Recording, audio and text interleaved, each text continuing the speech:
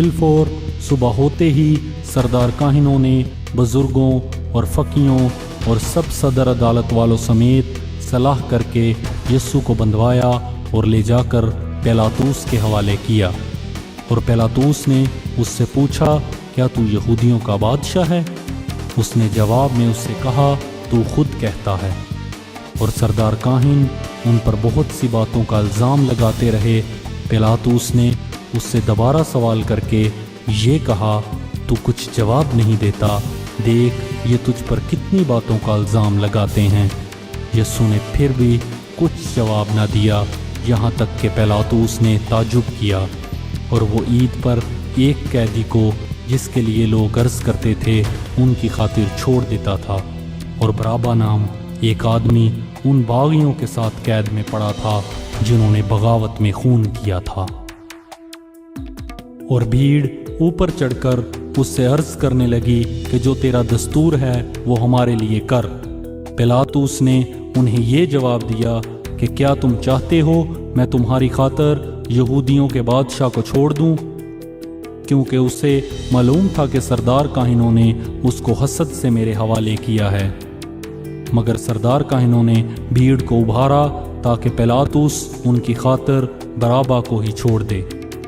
पिलातुस ने दोबारा उनसे कहा, फिर जिसे तुम यहूदियों का बादशाह कहते हो उससे मैं क्या करूं? वो फिर चलाए कि वो मसलूब हो। और पिलातुस ने उनसे कहा, क्यों, उसने क्या बुराई की है? वो और भी चलाए कि वो मसलूब हो। पिलातुस ने लोगों को खुश करने के इरादे से उनके लिए बराबा को छोड़ दिया और यस्सु को कोड़े लगवाकर हवाला किया कि मसलूब हो। और सिपाही उसको सहन में ले गए और सारी पलटन को बुला लाए।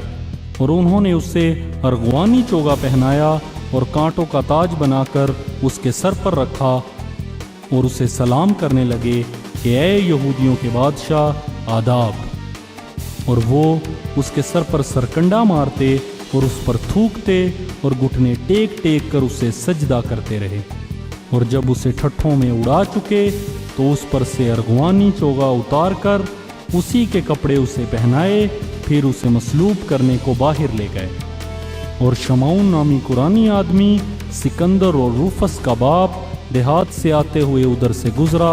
उन्होंने उसे बेकार में पकड़ा कि उसकी सलीब उठाए। और वो उसे मकामे गुलगता पर लाए जिसका तर्जमा खोपड़ी की जगह है। और मुर मिली हुई मैं उसे देने लगे मगर उसने ना ली। और उन्होंने उसे मसलूब किया और उसके कपड़ों पर कुर्रा डालकर कि किसको क्या मिले इन्हें बांट लिया। और पहर दिन चढ़ा था जब उन्होंने उसको मसलूब किया और उसका इल्ज़ाम लिखकर उसके ऊपर लगा दिया कि यहूदियों का बादशाह। और उन्होंने उसके साथ 2 डाकू, एक उसकी दाहिनी और एक उसकी बाहिनी तरफ मसलूब किए। तब इस मजमून का वो नविश्ता कि वो बदकारों में गिना गया पूरा हुआ। और वो राह चलने वाले सर हिला हिला कर उस पर लान तान करते और कहते थे कि वाह, मुकद्दस के ढाने वाला और 3 दिन में बनाने वाला सलीब पर से उतर कर अपने ताईं बचा। इसी तरह सरदार काहिन भी फकीयों के साथ मिलकर आपस में ठट्ठे से कहते थे कि इसने औरों को बचाया, अपने ताईं नहीं बचा सकता। इस्राएल का बादशाह मसीह अब सलीब पर से उतर आए ताकि हम देखकर ईमान लाएं। और जो इसके साथ मसलूब हुए थे वो इस पे लान तान करते थे। जब दोपहर हुई तो तमाम मुल्क में अंधेरा छा गया और तीसरे पहर तक रहा। और तीसरे पहर को यस्सु ने बड़ी आवाज़ से चलाकर कहा, एली एली लामा शबुक्तनी, जिसका तर्जमा है, ऐ मेरे खुदा तूने मुझे क्यों छोड़ दिया। जो पास खड़े थे उनमें से बाज ने ये सुनकर कहा, देखो वो एलिया को बुलाता है।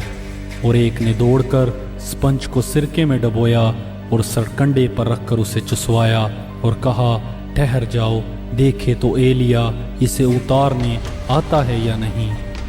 फिर यस्सु ने बड़ी आवाज़ से चलाकर दम दे दिया और मकदस का पर्दा ऊपर से नीचे तक फट के 2 टुकड़े हो गया। और जो सूबेदार उसके सामने खड़ा था उसने उसे यूं दम देते हुए देखा तो कहा, बेशक ये आदमी खुदा का बेटा था। और कई औरतें दूर से देख रही थीं। इनमें मरियम मगदलीनी, छोटे याकूब और यूसुस की माँ मरियम और सलूमी थीं। जब वो गलील में था, ये उसके पीछे हो लेती और उसकी खिदमत करती थीं। और वो भी बहुत सी औरतें थीं जो उसके साथ यरूशलेम में आई थीं। जब शाम हो गई तो इसके लिए तैयारी का दिन था, जो सब्बत का एक दिन पहले होता है।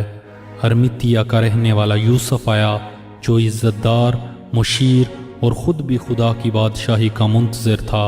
उसने जुर्रत से पिलातूस के पास जाकर यस्सू की लाश मांगी, और पिलातूस ने ताज्जुब किया कि वो ऐसा जल्द मर गया, और सूबादार को बुलाकर उससे पूछा कि उसको मरे हुए देर हो गई। जब सूबादार से हाल मालूम लिया तो लाश यूसुफ को दिला दी। उसने एक महीन चादर मोल ली और लाश को उतारकर उस चादर में कफनाया और एक कब्र के अंदर, जो चट्टान में खोदी गई थी, रखा और कब्र के मुंह पर एक पत्थर लुढ़का दिया। और मरियम मगदलीनी और यूसुस की माँ मरियम देख रही थी कि वो कहाँ रखा गया है।